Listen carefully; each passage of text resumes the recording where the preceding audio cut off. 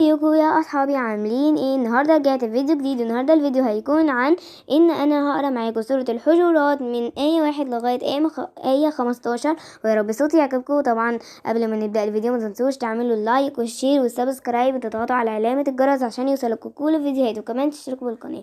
ويلا بينا نبدا.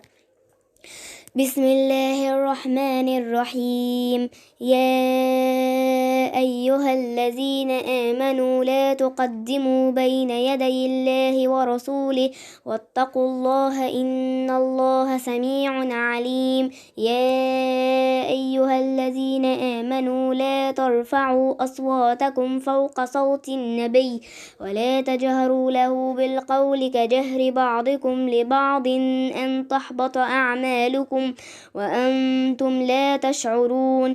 إن الذين يغضون أصواتهم عند رسول الله أولئك الذين امتحن الله قلوبهم للتقوى لهم مغفرة وأجر عظيم. إن الذين ينادونك من وراء الحجرات أكثرهم لا يعقلون. ولو أنهم صبروا حتى تخرج إليهم لكان خيرا لهم والله غفور رحيم. يا أيها الذين آمنوا إن جاءكم فاسق بنبأ فتبينوا أن تصيبوا قوما بجهالة فتصبحوا على ما فعلتم نادمين. واعلموا أن فيكم رسول الله لو يطيعكم في كثير من الأمر لعنتم ولكن الله حبب إليكم الإيمان وزينه في قلوبكم وكره إليكم الكفر والفسوق والعصيان أولئك هم الراشدون فضلا من الله ونعمة والله عليم حكيم.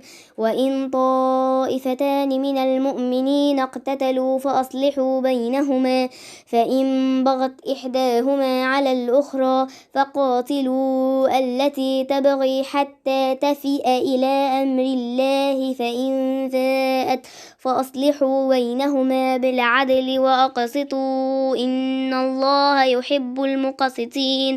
إنما المؤمنون إخوة فأصلحوا بين أخويكم واتقوا الله لعلكم ترحمون.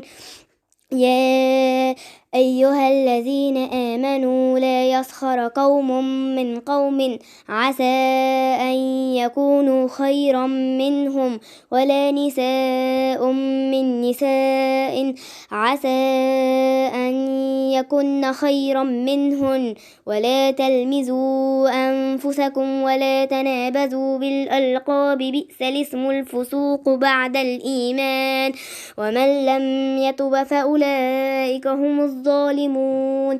يا أيها الذين آمنوا اجتنبوا كثيرا من الظن إن بعض الظن إثم